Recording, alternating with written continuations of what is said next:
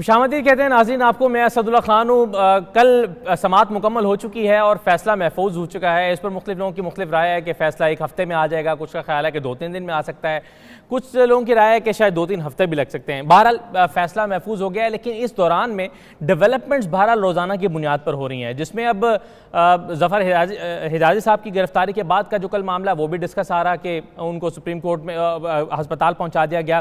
फिर जो मीटिंग्स हो रही हैं मुख्तलिफ फोरम्स पर, प्राइम मिनिस्टर हाउस में मीटिंग हो रही है, उसमें कुछ चीज़ें सामने आ रही हैं, पंजाब में कुछ चीज़ें प्लान हो रही हैं। इसके साथ साथ कुछ खबरें हैं कि प्राइम मिनिस्टर हाउस में ये भी डिस्कस हुआ है कि एमएलए के हवाले से सुप्रीम कोर्ट में जाकर चैलेंज कर दिया जाएगा कि जिस तरह से गैर कानूनी तरीके से उन्होंने असिस्टेंस जो है वो सीख किया है। तो ये तमाम चीज़ें आज हम अपनी इस डिस्कशन में ज़ेर बहस लाएंगे। मेरे साथ जो मेहमान मौजूद हैं उनका तारुफ करवाता हूँ। इरशाद अहमद आरिफ साहब हमारे साथ मौजूद हैं लाहौर स्टूडियो में। इरशाद साहब आपको खुशामदीद। आमिर मतीन साहब हमारे साथ मौजूद हैं, रऊफ पिलास्ट्रा साहब इस्लामाबाद में हैं, खावर घुमन साहब हमारे साथ मौजूद हैं।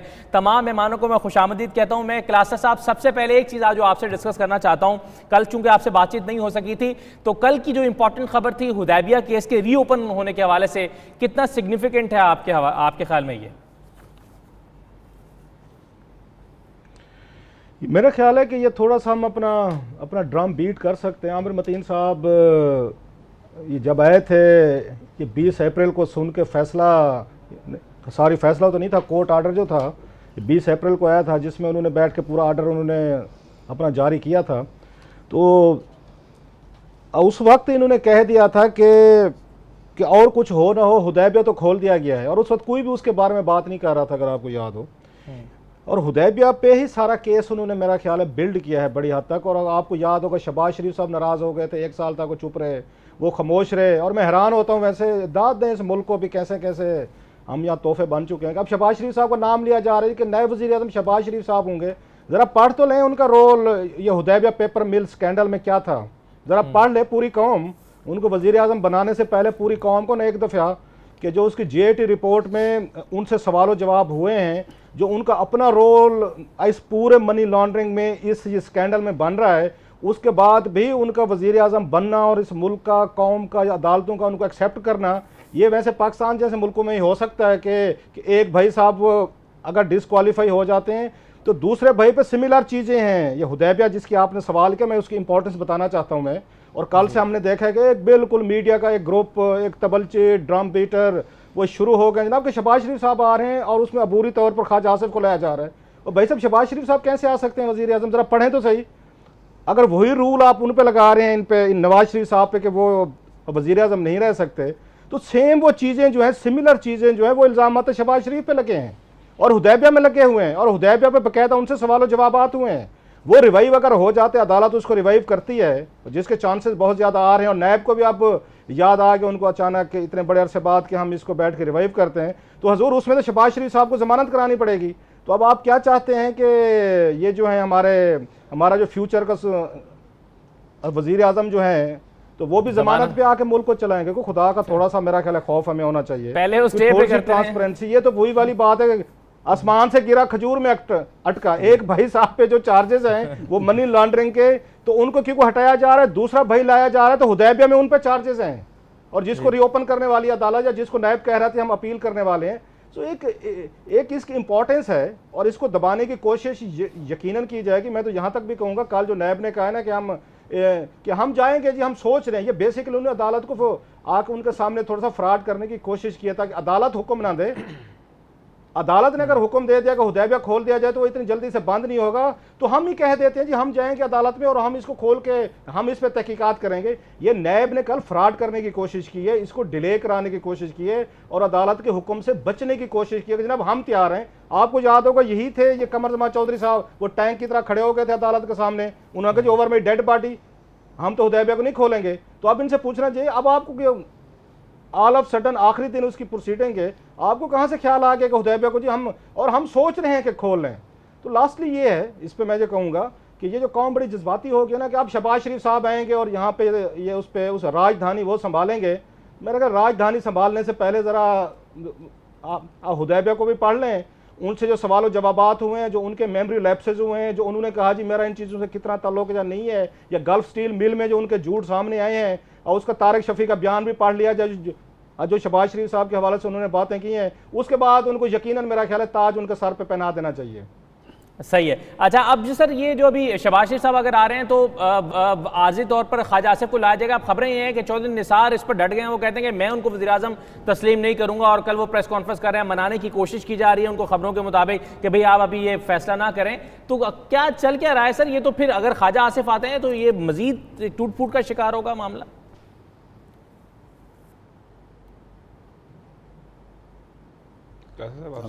आमिर मतीन साहब पूछा सर आमिर मतीन साहब। अच्छा, अब ये फायदा मैं बात काट रहा हूँ, ये फायदा हुआ है हमारे लाहौर वालों को, दाद दे हमारी मैनेजमेंट को कि जिन्होंने आपको यहाँ से उठा के इतनी अच्छी खासी आप यहाँ पे बैठ के लाइव ट्रांसमिशन कर रहे थे, अच्छी हो रही थी और अच्छी रेटिंग भी आ रही थी, तो उन्होंने उठा के आपको लाहौर भिजवा दिया ताकि हमें भी आवाज ना आए, हम आपको ना समझ सकें, आप हमें ना समझ सकें।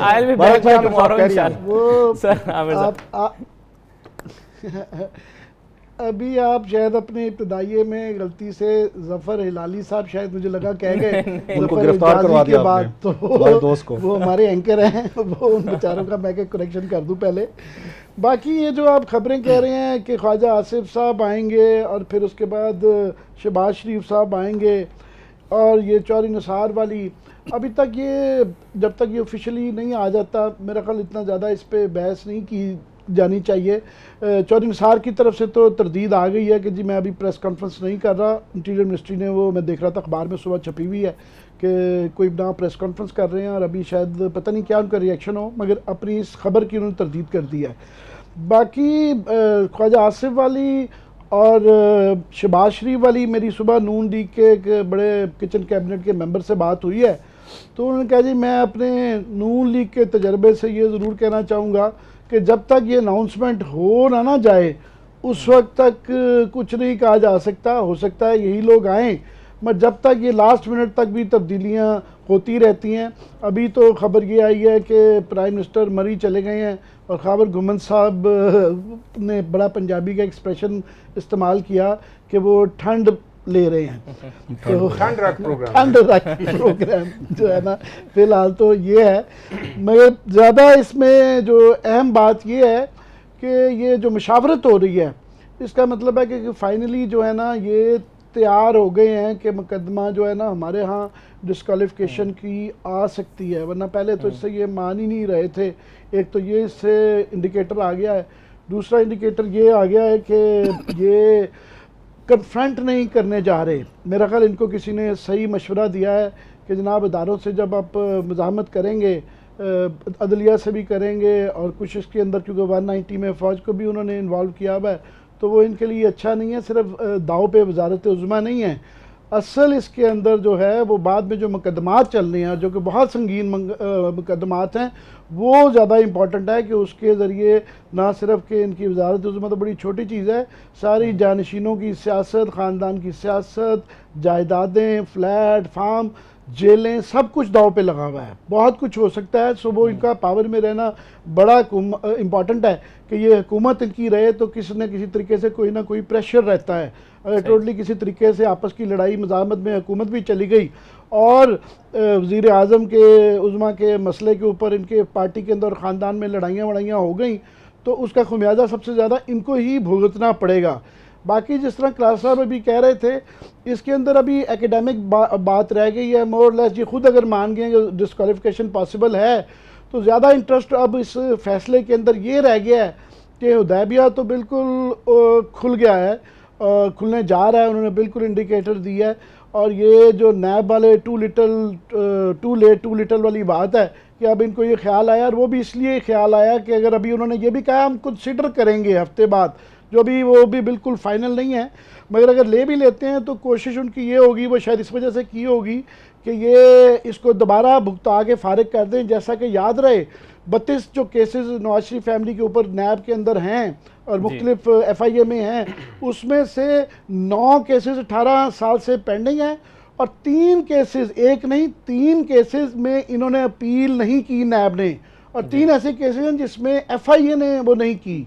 तो इसलिए ये सबसे इम्पोर्टेंट है कि अदालत वो क्या मैकेनिज्म छोड़ के जाएगी, वो ऐसा तरीकाकार कि जिससे इनके ऊपर ओवरसाइट, जुडिशल ओवरसाइट रहे। इस बात का इम्कान है या उम्मीद की जा सकती है कि ये JIT को प्रलॉन्ग करें, क्योंकि उनको इस केस का पूरा पता है कि इन्वॉल्व रखें इसके अंदर। हो सकता है इसमें से एक दो अशखास को कहा जाए कि आप जो है ना इसको पूरे लॉजिकल एंड तक इसके साथ रहें। वाजिद साहब से भी दरख्वास्त की जा सकती है। सो ये बड़ा क्वेश्चन है, क्योंकि अदालत को ये बावर हो गया है कि जनाब ये तफ्तीश इंडिपेंडेंटली जब तक ये हुकूमत में इनकी पार्टी की है ये पॉसिबल नहीं है। तो इसलिए ये एक बहुत ज़्यादा इंपॉर्टेंट क्वेश्चन आ गया। कल डार साहब ने लास्टली कह दूँ कि TV पे मैं सुन रहा था एक जगह, उन्होंने झूठ बोला कि जनाब ये केस तो ख़त्म हो चुका हुआ है और मेरे ख़िलाफ़ वो नहीं है। ये सुप्रीम कोर्ट के 5 मेंबर बेंच ने भी पहले क्लैरिफाई किया था कि इनका स्टेटस जो है आसिफ खोसा साहब ने कि इनका स्टेटस जो है वो मुलजिम का है। अदालत ने, ये 3 मेंबर बेंच ने बड़ा क्लियरली वाजे किया है कि जनाब अगर मान लिया जाए कि वो केस क्वाश हो गया था हुदैबिया वाला, वो बड़े मशकूक हालांकि हालात में हुआ था, तो भी इसहाक डार साहब क्योंकि सिर्फ इसलिए इनका ट्रायल नहीं था हुआ था और इनको इसलिए बचत इनकी हो गई थी क्योंकि ये अप्रूवर बन गए थे। अब जबकि ये कह रहे हैं कि मैं अप्रूवर नहीं हूं, तो इनका स्टेटस बिल्कुल कोर्ट एंड कोर्ट के इनका स्टेटस मुलजिम का है।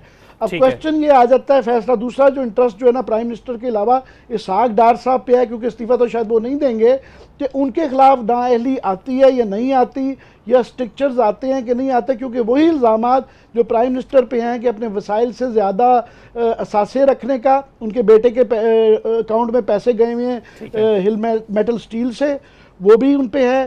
कंसीलमेंट ऑफ फैक्ट्स का भी उनके ऊपर इल्ज़ाम आ गया हुआ है, टैक्स इवेजन का भी उनके ऊपर इल्ज़ाम है। काफ़ी सारे ऐसा मवाद है कि जो उनकी नाअहली भी दाव पे है। तो ये सबसे इम्पॉर्टेंट हुदैबिया है, क्योंकि उसके अंदर शहबाज शरीफ साहब भी हैं, डार साहब भी हैं, हमजा शहबाज शरीफ साहब भी हैं। सो ये क्वेश्चंस हैं अभी बेसिकली। राइट सर, बिल्कुल। अब इरशाद साहब जो हमारे फाइनेंस मिनिस्टर हैं वो बाकायदा मुल्जिम हैं और मुल्क के अहम तरीन ओहदों में से ये एक है। इस पर मैं चाहूँगा कि आप बात करें। और दूसरा मैं एक मुख्तसर ब्रेक मुझे लेना है, और वो जो हमजा शहबाज शरीफ के हवाले से बातें चल रही हैं कि भाई वो भी एक नाराज़ होकर बैठे हैं, मैं भी इस ख़ानदान का हिस्सा हूँ, मुझे कहीं आप कंसिडर नहीं कर रहे, मैं MNA हूँ, आप MNA ढूंढते फिर रहे हैं, आपको फैमिली में से MNA चाहिए, मुंतखब कराने की कोशिश कर रहे हैं, तो ये क्या हो रहा है? तो इस हवाले से क्या खबरें? एक मुख्तसर ब्रेक के बाद नाज़रीन वापस आते हैं।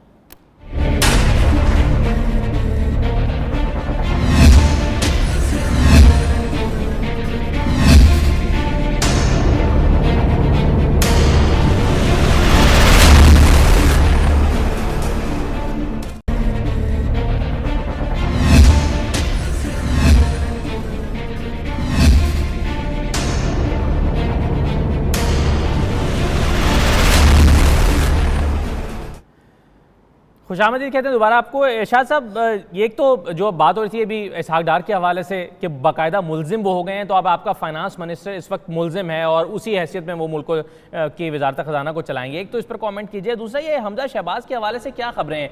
ये दुरुस्त है कि बड़ी एक फूट ख़ानदान के अंदर मौजूद है कि आप जनाब कभी कुलसूम की बात करते हैं, कभी किसी की बात करते हैं कि उनको मुंतखब करा दिया जाए, MNA तो घर में मौजूद है मगर उनको कंसिडर ही नहीं किया जा रहा। पहले तो मैं हमारे दोस्त रऊफ़ कुलासरा साहब इस बात पे एतराज़ कर रहे थे कि शहबाज शरीफ साहब किस हैसियत में वज़ीर आज़म बन सकते हैं। जनाब, ये आप बिल्कुल आइडियलिज़म की बात कर रहे हैं। जिस मुल्क में कोई पार्टी ना हो, पार्टियों में जमहूरियत ना हो, ख़ानदान और फ़र्द की जो ग़ुलामी है या वफ़ादारी है मुल्क से, रियासत से और अवाम से ज़्यादा अहमियत रखती हो, तो वहाँ ऐसा मुमकिन है। ये शहबाज शरीफ तो फिर वज़ीर आला रहे हैं, भाई हैं मियाँ साहब के। मियाँ साहब अगर कल को उनके घर का एक मुलाजिम है शकील, अगर उसको भी नामज़द कर देना, मैं यकीन से कहता हूँ कि ये मुस्लिम लीग उसको कबूल करेगी वज़ीर आज़म के तौर पर।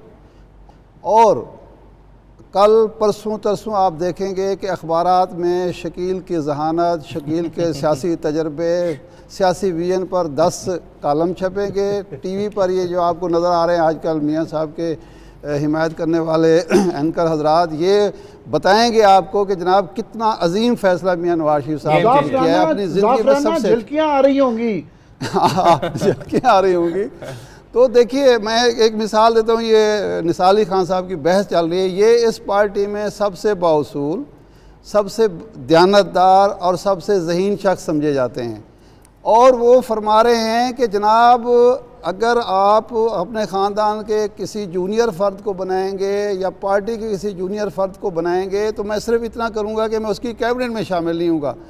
यानी उसूल आपका ये है कि वफ़ादारी आपकी नवाज शरीफ के साथ है, किसी उसूल के साथ, किसी जमहूरियत के साथ, किसी रियासत के साथ नहीं है। साबित हो जाए, सुप्रीम कोर्ट का फ़ैसला आ जाए कि मियाँ नवाज शरीफ साहब जो हैं करप्ट भी हैं, करप्ट प्रैक्टिसेस में भी इन्वॉल्व हैं, लेकिन आपकी वफ़ादारी बरकरार रहेगी और आप उनके साथ ये राजपूती खून का तकाजा ये है। ये एक बाउसूल और बहादुर शख्स का आलम है, तो बाकियों की आप क्या तवक्को कर सकते हैं। इसहाक डार साहब जो हैं वो तो मुल्ज़िम होंगे ना इस केस में, अभी उन पर केस चलना है। जरदारी साहब को तो स्विस अदालतों ने सज़ाएँ सुना दी थी, वो इस मुल्क के सदर नहीं बने। किसी ने एतराज़ किया था जब उनके कागजात जमा हो रहे तो मियाँ नवाज शरीफ साहब आगे थे। उसके लिए जरदारी साहब को सदर बनाने के लिए बाकायदा अब्दुल हमीद डोगर साहब चीफ जस्टिस ऑफ पाकिस्तान जो थे, उन्होंने तरमीम की, वो जो कानून था BA वाला वो ख़त्म किया ताकि जरदारी साहब के लिए राह हमवार हो सके। तो इस मुल्क में ये तमाशे हो रहे हैं, होते रहेंगे जब तक कि हकीकी जमहूरियत, जब हमने इस सिस्टम को जो ज़ालमाना अवाम दुश्मन सिस्टम है जमहूरियत मान लिया, तो फिर ये भी मान लें कि इसमें ये जो 2-4 बड़े हैं ये जो फ़ैसले करें हमारी किस्मत के, वो हमें कबूल कर लेने चाहिए। सुप्रीम कोर्ट के फ़ैसले से मैं तो तवक्को ये कर रहा हूँ कि सिर्फ इतना फ़ैसला नहीं आना चाहिए कि ये नाअहल हैं और इनके ख़िलाफ़ केसेस, बल्कि कुछ बुनियादी नोयत की चीज़ें, क्योंकि JIT ने बहुत कुछ सामने रख दिया है कि क्या क्या इस मुल्क में होता रहा है और वो लोग करते रहे हैं जिनको लोगों ने वोट की अमानत दे के अपने ख़जाने का अमीन बनाया था, अपनी किस्मत का मालिक बनाया था।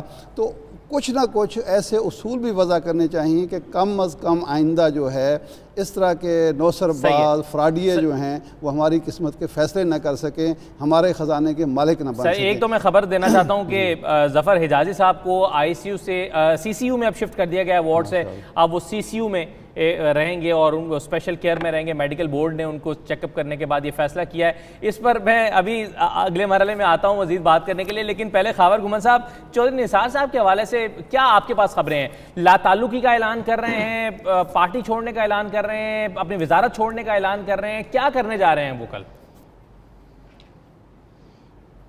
चौधरी निसार साहब कुछ भी नहीं करने जा रहे। एक तो हमारी जो है ना वो पता नहीं यादाश्त इतनी क्यों कम है। हमने देखा कि वो जो स्पेशल उन्होंने वो जो पिक एंड ड्रॉप सर्विस शुरू की थी, प्राइम मिनिस्टर साहब को JIT में कौन छोड़ने गया था? वो खुद गए थे।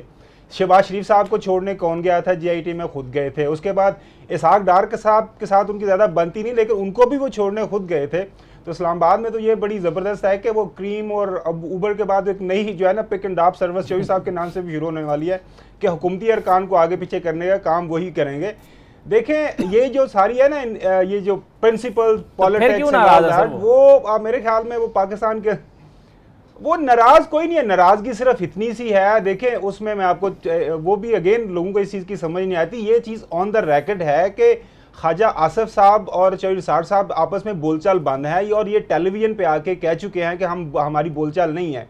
वो उसकी वजह कोई भी हो सकती है। तो चौधरी निसार साहब को किसी ने बताया है कि जी आपका चांस नहीं बन रहा, ख्वाजा आसिफ का चांस बन रहा है। तो ख्वाजा आसिफ का अगर चांस बनता है, अगर वो प्राइम मिनिस्टर बनते हैं नवाज शरीफ साहब की डिसक्वालिफिकेशन के बाद, तो जाहिर बात है उनकी कैबिनेट में चौधरी निसार साहब तो नहीं बैठ पाएंगे। और मेरे ख्याल में तो अगर बैठते हैं तो फिर तो बहुत ही अल्लाह हाफ़िज़ है चौधरी निसार साहब का। असल मसला ये है कि इन केस जो कि काफी अभी प्राइमा फेशी काफी ऑब्वियस है, ऐसे में तो फिर उनको प्रेस कॉन्फ्रेंस करनी चाहिए ना जब ख्वाजा आसिफ अनाउंस हो जाएं। जब ख्वाजा आसिफ अनाउंस ही नहीं होंगे तो कल फिर प्रेस कॉन्फ्रेंस पे वो क्या करने वाले हैं? कल वो ये कहेंगे नहीं जी मेरे बारे में जितनी खबरें चल रही हैं वो सब गलत हैं, मैं तो बिल्कुल वेरी मच इन हूं पार्टी में। असद आप बहुत बोले बादशाह हो, ये आप तो ऐसी बात कर रहे हो कि वो जब वो खेत चिड़ियां चुग जाएं उसके बाद वो शोर मचाते फिरें। पॉलिटिशियन है वो, पॉलिटिक्स में वो 80 से हैं, तो वो प्रीएम्प्टिव स्ट्राइक्स कर रहे हैं और वो अपने जो उनके वो कुछ सोर्सेज हैं उनके थ्रू जो इन्फॉर्मेशन सारी ये फैला रहे हैं। खुद जो बाद में उसकी तरदीद भी आती है, पहले मीडिया में ये बात फैलाई जाती है। अगेन कल वो उन्होंने प्रेस कॉन्फ्रेंस करनी है। मैं आपको चीदा बता देता हूँ, उन्होंने कहा जी मैं चौधरी निसार हूँ और चौधरी निसार ने कभी बैक स्टैपिंग करना नहीं सीखा और मैं नवाज शरीफ साहब के साथ थ्रू थिक एंड थिन खड़ा हूँ। वो ये भी कहेंगे कि चूंकि मैंने सारी ज़िंदगी में असूल की सियासत की है और मैं असूलों पे हमेशा पाबंद रहूँगा और मेरी पार्टी के अंदर कुछ डिफरेंसेस हैं, कुछ लोगों के साथ है, वो मैं इजहार करता रहूँगा करूँगा। असल मकसद ये है कि जो एक अल्टरनेट प्लान बनाया जा रहा है पार्टी के अंदर in case of prime minister disqualification, उसमें चौधरी निसार साहब कहीं को फिगर इन नहीं कर रहे। जो नाम डिस्कशन में है उन पे उनका कोई उन पे उनकी कह रहे हैं कि उनको एतमाद नहीं लिया जा रहा या उनकी मर्जी शामिल नहीं है। असल मसला यही है कि जो बाद में आएंगे, जो लोग आएंगे प्राइम मिनिस्टरशिप के लिए, इनके नाम डिस्कशन हो रहे हैं, उनमें ये इनकी मर्जी शामिल नहीं है। सिंपल ये सारी स्टोरी है, इसके अलावा और कोई स्टोरी नहीं है चौधरी निसार साहब के बारे में। और दूसरी बात, अभी जो शुरू में बात हो रही थी ना शहबाज शरीफ साहब की, मैं जूनियर हूं अपने तमाम कोलीग से, जो मैंने पिछले 8-10 साल में जब से मैंने पॉलिटिक्स कवर करना शुरू किया है, मुझे तो ज़रा बराबर भी शक नहीं है कि जी अगर नवाज शरीफ साहब डूबते हैं तो शहबाज शरीफ साहब तैरेंगे। ये एक ही वो जहाज़ के मुसाफिर हैं, अगर ये शिप डूबना है तो सारे का सारा हाउस ऑफ शरीफ ने डूबना है, ये हो ही नहीं सकता। हमने पीछे 6 महीने से सुप्रीम कोर्ट में देखा कि सारी कड़ियाँ फैमिली की एक दूसरे के साथ मिलती है। जिस तरह कल भी सुप्रीम कोर्ट में ये बताया गया कि जीजिया स्टील मिल के जो शेयर है उसमें एक शेयर होल्डर शहबाज शरीफ साहब की बेटी उसमें नामजद हैं। तो ये कैसे हो सकता है कि एक ही इल्ज़ाम के चक्कर में जो मोहतरम प्राइम मिनिस्टर साहब हैं और उनके बच्चे उसके इल्ज़ाम में वो फारुक होते हैं और शहबाज शरीफ साहब और उनके बच्चे आगे आ जाएंगे? ये तो बिल्कुल नामुमकिनात है। नैब के हवाले से जो कल मैंने वहाँ पे सुना, नैब के हवाले से वो जो नैब का वो आया हुआ था लीगल जो रिप्रेजेंटेटिव, उसने कहा कि हम एक हफ्ते हम सोच रहे हैं। तो उस पर जो जस्टिस एजाज अफसर हैं जो सुपरवाइज कर रहे हैं 3 मेंबर बेंच के, तो उन्होंने कैटेगोरिकली उनसे जवाब मांगा कि आप हमें बताएं कि आपका ये जो सोचने का प्रोसेस है और ये जो आप जा रहे हैं इसके रिव्यू पिटिशन में वो कितने टाइम लेगा। आप हमें ये सोचने के we will consider, we will think over it, काफ़ी ज़्यादा हो गया। तो उन्होंने उसमें एक हफ्ते का टाइम दिया था। और यहाँ आने से पहले मैंने थोड़ा सा चेक भी किया है कि ये पिटिशन, ये रिव्यू पिटिशन में जा रहे हैं, वो रिव्यू पिटिशन में क्या स्टैंस लेते हैं, उसमें क्या मुद्दा बयान करते हैं, क्या फिर कोई उसमें कोई कानूनी लीगल वो मुशगाफी की आड़ में डार साहब को बचाते हैं या नहीं बचाते, वो अलहदा बात है। लेकिन ये चीज़ तय है कि वो जा रहे हैं रिव्यू पिटिशन में। और हुदैबिया पेपर मिल्क रेफरेंस अगर खुलता है तो फिर तो वही मनी ट्रेल पड़ी हुई है सबके सामने वो इतराफ़ी बयान में। मेरे ख्याल में किसी को फिर वो ढूंढने की कोई ज़रूरत नहीं पड़ेगी। बाकी जो हमजा शहबाज के बारे में है, देखें इस वक्त शरीफ फैमिली में से अगर इमीडिएटली कोई प्राइम मिनिस्टर बन सकता है तो वो हमजा शहबाज हैं। He is sitting member of the national assembly, तो वो एक प्लस पॉइंट है फैमिली के अंदर, अगर फैमिली के अंदर ही प्राइम मिनिस्टरशिप ने रहना है। तो बाकी अभी वो फैमिली ने डिसाइड करना है। एक फाइनल बात जो मेरी भी इंफॉर्मेशन यही है, जो मैंने थोड़ी सी रिपोर्टिंग भी की है, कि अनटिल जो फाइनल डिसीजन शरीफ फैमिली नहीं करती उससे पहले ये सारी कहानियां ही होती हैं कि जी फलाने का नाम डिस्कस हो रहा है, टंगाने का नाम डिस्कस हो रहा है। ऐसी कभी कोई ऐसी बात नहीं हुई। बिल्कुल सही। कल बात भी हो रही थी कि प्राइम मिनिस्टर हाउस में जितनी मर्जी मीटिंग्स कर लें कैबिनेट मिनिस्टर्स के साथ और लोगों के साथ, असल बात वही होगी जो घर में बैठ के 3-4 लोग आपस में फैसला करेंगे, फैसला वही होगा। खलासा साहब, एक चीज जो प्राइम मिनिस्टर हाउस में मीटिंग्स हो रही है उसमें एक चीज जो जेर गौर आई वो ये कि MLA के खिलाफ जो है वो सुप्रीम कोर्ट से रुजू किया जाए और कहा जाए कि कौम का 50 लाख रुपया जाया कर दिया एक गैर कानूनी तरीके से वाजिद जा साहब ने, और इसका लवारी में जिक्र भी किया नवाज शरीफ साहब ने। तो ये एक प्लान हो रहा है कि सुप्रीम कोर्ट में जाएं इस मौजू पर कि गैर कानूनी तरीके से कौम के कीमती रकम जो है वो जाया की गई है। एक रेफरेंस और भी भेज दें उसी में ही कि वजीर आज़म हाउस के टॉयलेट बनाने पर 1.5 करोड़ रुपया लग गया था। मतलब इन लोगों के मुंह से पैसों की बचत सुन के बंदे को हंसने के साथ रोना भी आता है। वजीर आज़म हाउस में इन्होंने बैठ के 1.5 करोड़ के इन्होंने अपने बाथरूम और टॉयलेट, ये खबरें ये छपी हुई हैं। वहाँ मरी में जहाँ पे जाके ये ठहरते हैं आजकल, वहाँ पे 50 करोड़ रुपए की रेनोवेशन करवाई है इन्होंने। जनाब अली, इन्हें कहें चैलेंज खाना हेलीकॉप्टर के जरिए जाता है, उनको हजम नहीं हो रहा कि कौम के जी ये जनाब, ये मैं अभी 2 अरब रुपए का हेलीकॉप्टर ये आपके नए उनके वजीर आज़म साहब शहबाज शरीफ साहब के लिए खरीदा किया है, जिनको 50 लाख रुपए पे उनको वो लग गई हैं, उन परेशानियां हो गई हैं वहाँ पे। अभी इन्होंने आपको याद होगा, हमारे वो बात फिर वहीं चली जाएगी कि साउथ पंजाब का 2 अरब रुपया निकाल के कैनाल रोड की इन्होंने तोसीह कराई है। उस वक्त भी किसी के दिल में वहाँ मरोड़ नहीं उठे कि ये क्या हो रहा है। इनको मरोड़ उसी वक्त उठते हैं कि किसी फार्म ने इनका कच्चा चट्टा खोल दिया है। अब सवाल इस पे होना चाहिए उसने अपने कज़न को दी है या नहीं दी है। सवाल ये होना चाहिए जो इन्फॉर्मेशन है वो गलत है या ठीक है, ये क्वेश्चन होना चाहिए। ये कोई जवाब नहीं। 50 लाख रुपया दे दिया, मुल्क का बड़ा, ये आपको भी बता रहा हूं मैं, 8 अरब रुपया इनके हाउस ऑफ शरीफ की सिक्योरिटी पर लग चुका है पिछले 8 सालों में। शहबाज शरीफ साहब के 5 वहां पे घर चल रहे हैं ये पब्लिक के पैसे से, जिनको उन्होंने वजीर आला हाउस अपना डिक्लेयर किया है। माशाल्लाह घर भी तो ज्यादा है, अब आपको पता है सारा। उन्होंने रेमंड को वजीर आजम ऑफिस अपना घर करार दिया, वजीर आला ऑफिस भी वही है। कुलासरा साहब जी सर। ये 2008 से जी, 13 जी। तक जब वज़ीर आज़म नवाज शरीफ वज़ीर आज़म नहीं थे, इनके 14 ज़ाती मुलाजमीन, उसमें आसिफ किरमानी भी शामिल थे, उनको पंजाब हुकूमत तनख्वाह देती थी जो इनके ज़ाती मुलाजिम थे।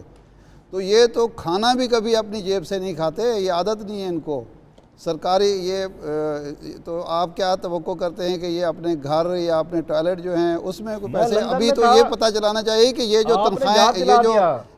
करोड़ों रुपए जो फीसें दी गई होंगी वो कौन से सवाबदीदी फंड से दी गई हैं? इनकी जेब से तो नहीं जाएंगी, सवाल ही पैदा नहीं होता। तो वो भी सरकारी खजाने से जाएंगी। सर उनका आपने कोई याद हिसाब नहीं दिलाया। है। जी अभी इसहाक डार साहब ने 3-4 महीने पहले, इसहाक डार साहब ने 3-4 महीने 35 इन्होंने यहाँ गाड़ियां खरीदी हैं। 35 करोड़ की फॉरेन ऑफिस ने लिखा था जनाब कि हमने यहाँ सार्क कॉन्फ्रेंस करवानी है, जो कि नहीं होनी थी। मोदी साहब नहीं आ रहे थे, नहीं होनी थी। उसकी 35 करोड़ की गाड़ियां ले ली हैं, आजकल उन पर मजे हो रहे हैं, उनका दुख भी नहीं है इनको। मैं तो हैरान होता हूं कि ये इनको 50 लाख रुपए जो हैं वो हजम नहीं हो रहे। कौम हिसाब लेगी, हम छोड़ेंगे नहीं। 50 करोड़ रुपए आपने मरी के घर पे लगवा दिए हैं, वहां पे टॉयलेट बनाने के लिए वजीर आजम हाउस के 1.5-2 करोड़, अभी स्पीकर हाउस बन रहा है, उसका अभी उसका बजट जो है मेरा ख्याल 12-14 करोड़ रुपए तक पहुंच गया है। उस पर भी इनको कोई दुख नहीं हो रहा है कि यार सादिक साहब के लिए स्पेशल घर बन रहा है जनाब, कि वो 10-12 करोड़ के घर में रहेंगे। उन्होंने कहा जनाब कि ये छोटा सा घर JIT में आपने मिनिस्टर कॉलोनी में दिया, मेरा रहना यहाँ मेरी शान के खिलाफ है। अभी JIT में सर जो फैमिली के लोग पेश हुए थे, उसमें जो सिक्योरिटी पर पुलिस एहलकार लगाए गए थे, उसमें कितने लाख रुपए खर्च हुए थे एक पेशी पर, वो भी फिगर सारे अखबार में करोड़ों थे सर। 3.5 करोड़ रुपए का वो आया था, खबर आई थी जी। तो मेरे लिए इनके जो इनको ट्विस्ट करना आता है, वैसे ये दाद है। जैसे अभी इरशाद आरिफ साहब कह रहे थे ना, अब उन्होंने नवाज शरीफ साहब के बाद उन्होंने बिल्ड करना है इमेज शहबाज शरीफ साहब का। और जैसे इन्होंने कहा कि उनके घर का मुलाजम भी लग जाए तो इनका एक एक बंदा आएगा और उसकी खूबियां कि कितना अच्छा कुक है, कितना अच्छा खाने बनाता है, कितना बेहतरीन किस्म का इंसान है, उनके एडिटोरियल पढ़िएगा, उनका दिफा देखिएगा। तो ये जो पार्टी को इन्होंने बना दिया है, आपका एक अगर उसका इजाजत दे दो सवाल का मैं थोड़ा सा जवाब दूं, जो हमजा शहबाज की बात की आपने। जी जी। अब इसके अरेंजमेंट क्या हो रहे हैं जो अब तक मतलब चीजें सामने आ रही हैं? अरेंजमेंट ये हो रही है कि जनाब के शहबाज शरीफ साहब हैं वो बड़ी गद्दी पे आ जाएं और हमजे को पंजाब हवाले कर दें। वहां पे जरा देखिएगा एक्सटेंशन कैसे हो रही है। ये दरबार जो है पूरे का पूरा फैमिली पॉलिटिक्स जिसको हम कहते हैं कि एक वहां पे अगर बड़े भाई साहब आपके डिस्क्वालीफाई होते हैं तो छोटे को पंजाब से ला के उनको वजीर आजम बना दें, उनका बेटा पंजाब का बन जाएगा। ये आपकी पाकिस्तान की पॉलिटिक्स हो रही है। इंडियन को दाद देने से एक थोड़ा हिंदुस्तान की मेरा ख्याल जमहूरियत थोड़ी सी हमसे आगे निकल गई है। उन्होंने नेहरू खानदान को कम से कम सियासत से फारिग किया है। ये चीज़ हमें उनकी बहुत सारी खराबियां अपनी जगह पे होंगी। उन्होंने कम से कम एक चाय वाले को उठा के अपना वजीर आजम बना दिया। नेहरू खानदान के रोमांस से निकल गए हैं वो। आपको पता है ये मलिक ये कयूम साहब के क्या लगते हैं, मलिक परवेज के क्या लगते हैं, ये जो MNA हैं ये उनके भाई हैं मेरा ख्याल है, सगे भाई, ये सगे भाई हैं। वही जस्टिस मलिक कयूम मशहूर जमाना जो सैफुर रहमान साहब से हिदायत ले रहे थे कि बेनज़ीर भुट्टो और जरदारी को जनाब 7 साल तो कम सजा नहीं देनी, नहीं तो मियाँ साहब नाराज हो जाएंगे। ये पूरे का पूरा ये पॉलिटिक्स को देखें, ये माफिया ऐसे नहीं कहा जाता इन लोगों को जो वहाँ सुप्रीम कोर्ट ने कहा है कि जस्टिस कयूम का जो भाई है ये लाहौर के रिहायशी हैं। और जो पिम्स की हालत देखें, उस पर तो बाद में जाते हैं ना, जो सवाल आपने किया है किसी बात, जरा पिम्स जरा आप तशरीफ ले जाएं। जितना गंदा इस वक्त पिम्स बना हुआ है, उसके लॉन्स देख लें, उसकी सफाई का माहौल देख लें, वहाँ पे बुरी एस्टेब्लिशमेंट देख लें। सिर्फ जवेद अकरम को इसलिए लगाया गया है कि वो इनके MNA मलिक परवेज साहब का भाई है, वो इनके एक ज़ाती वफादार जज जो थे मलिक कयूम साहब उनका भाई है। उसको उन्होंने पिम्स जो है 4 साल से हवाले किया है, क्योंकि अनोखे लाडले की ख्वाहिश थी कि मैंने किसी एक यहाँ हॉस्पिटल बहुत बड़े का मैंने उसका चीफ एग्जीक्यूटिव लगना है। 4 सालों में पिम्स की हालत देख लें वहाँ पे। तो और वो लाहौर में रहते हैं भाई, चलो या तो यहाँ पे रहते पिम्स को बेहतर कर देते, फिर तो कोई उसमें रिश्तेदारी का हम हवाले ना देते, काबिल आदमी लग गया है। जब आप अपने पर्सनल अपने मुलाजमीन टाइप लोग लगाएंगे बड़े बड़े इंस्टीट्यूशन में, वो आपके हिजाजी साहब हूँ, कमर जमान चौधरी साहब हूँ, आपका सईद अहमद जैसे, एक अंदाज़ा करें। अब आपने फिर एक बात बस याद आ गई, जो फ्रॉड में पकड़ा गया था सऊदी अरेबिया में, जेल में रहा है, उसको आपने यहाँ पे अपने कौमी बैंक का सरबराह बनाया हुआ है। तो जवेद अकरम साहब जो हैं वो तो वही कुछ करेंगे जो उनको ऊपर से कहा जाएगा, वो बोर्ड भी बनवाएंगे। क्यों कि उनको जो पोस्ट मिली हुई है किसी एबिलिटी की बुनियाद पे नहीं मिली, कंपिटेंसी मेरिट पे नहीं मिली, उनको मिली है कि आप कितने हमारे ज़ाती वफादार हैं। तो ज़ाती वफादारों से तो फिर वो कहेंगे अपनी जान देने को तुल जाएंगे, वो तो रिपोर्ट वही लिखवा के देंगे जो उनसे चाहेंगे। तो ये जो आपने कहा जावेद अकरम साहब क्या करेंगे, जावेद अकरम साहब वही कुछ करेंगे जो उनको मास्टर्स कहेंगे कि ये आपने करना है, चाहे बेशक आपको जान देनी पड़े, दें। नौकरी जाती है, आपको हिजाजी की तरह जेल में जाना पड़े, आपको स्ट्रेचर पे आपको लाद के आपको वहां पे अदालत में पेश किया जाए, आपने करना वही है। आप उसकी टेम्परिंग करवाएं, आप उनके डॉक्यूमेंट्स उनको गलत करवाएं, उनके रिपोर्ट को फाज करवाएं, आप फिगर्स को फाज करवाएं, आप वहां पे उनकी मर्जी के मुताबिक काम करें, ये आपको करना पड़ेगा। ये इंटरेस्टिंग बात ये करता चलूं थोड़ा सा सर एक चीज, हाँ बिल्कुल आप ऐड कर लीजिएगा, मगर एक चीज इंटरेस्टिंग है, वैसे मेरा क्वेश्चन भी ले लीजिएगा कि ये अभी भी चेयरमैन SECP हैं, इनकी मुअत्तली नहीं हुई, आप कमेंट कर दीजिएगा। आमिर मतीन साहब आप भी जी। ये यार एक मिनट आमिर साहब, मैं रुक नहीं सकूंगा, मैं आपकी बात काट रहा हूँ। हजूर की इतला के लिए यार थे, जनरल मुशर्रफ के दौर में जब फैसल सालेह हयात साहब थे, उन पर भी नैब के मुकदमे थे और आफ्ताब शेरपो साहब भी जमानत पे थे। ये पाकिस्तान हम आदी हो चुके हैं, ऐसी बात है ना। छोटा सा कमेंट कर दूं फिर आपसे इस पे जो जफर हिजाजी साहब के बारे में ना आज एक स्टोरी छपी हुई है, वो इसको भी लिंक मैं करता चलूं। ये जो राना असद अमीन थे, ये पहले हमारे ऑडिटर जनरल पाकिस्तान, इन्होंने SECP के जो जफर हिजाजी साहब की इनकी अपॉइंटमेंट के बारे में ऑडिट ऑब्जेक्शन आई हुई हैं। अब जो फाइनल ऑडिट जो रिपोर्ट पार्लियामेंट के सामने पेश होनी है, उसमें वो ऑडिट ऑब्जेक्शन डिलीट कर दिया गया है। लिहाजा ये जो नेक्सस है ना, बेसिकली ये जो क्रिमिनल इंटरप्राइज है, सिंडिकेट जिसे कह लें, वो सब जगह इनका मिला हुआ है। तो मेरे ख्याल में वो जो हमारे शेख रशीद साहब ने कल कहा है ना कि जनाब अगर इन्होंने आपने इनको घर नहीं ना बुझवाना तो खुदा के वास्ते इनको फिर माफ कर दें, क्योंकि ये पॉसिबल नहीं है कि आपके किसी ट्रायल कोर्ट में किसी और फोरम पे ये इनका ट्रायल हो सके और वहां से बच ना निकल सके। मैंने यही कहा ना कि अभी आज सारी स्टोरी छपी हुई है कि किस तरह वो इनकी अपॉइंटमेंट इलीगल हुई, उनसे कोई 30 मिलियन की रिकवरी ऑडिट ने ऑब्जेक्शन किया था इनसे वापस लें, लेकिन वो सारी की सारी वो कागजी तौर पर वो सब कुछ खत्म हो गया। और दूसरी जो बात कर रहे थे ना शुरू में कि एक और आमिर भाई कह रहे थे कि मैं असल में ब्रेक का वक्त हो चुका है, मैं इंटरप्ट करने के लिए माजरत चाहूंगा और फिर मुख्तसर ब्रेक ले लूँ। आमिर साहब भी इस पर कमेंट करना चाहेंगे, उनसे भी मैं उनके सामने भी सवाल रखता हूँ। एक मुख्तसर नाज़रीन ब्रेक लेते हैं, ब्रेक के बाद वापस आते हैं।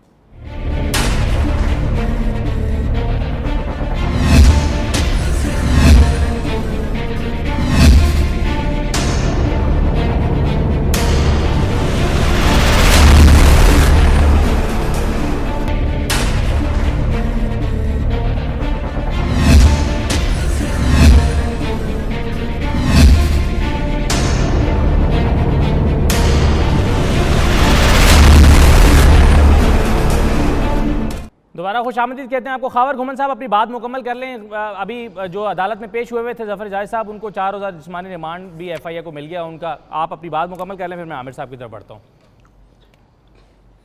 नहीं मैं बस वही कह रहा था कि हम बात कर रहे थे कि अब ये सारा जो क्रिमिनल इंटरप्राइज है उसको तोड़ना कैसे है। उसको एक ही सूरत में तोड़ा जा सकता है कि इनके जो सारे कनेक्शन है उनको हर जगह से आपको काटना पड़ेगा। ये नहीं हो सकता कि हम प्राइम मिनिस्टर साहब वो 2 महीने के लिए जाएं, डिस्क्वालीफाई हों और फिर वापस आ जाएं, वापस आके तो फिर जिस तरह वही आपको पता ही कि जो हमारे मुल्क में होता है।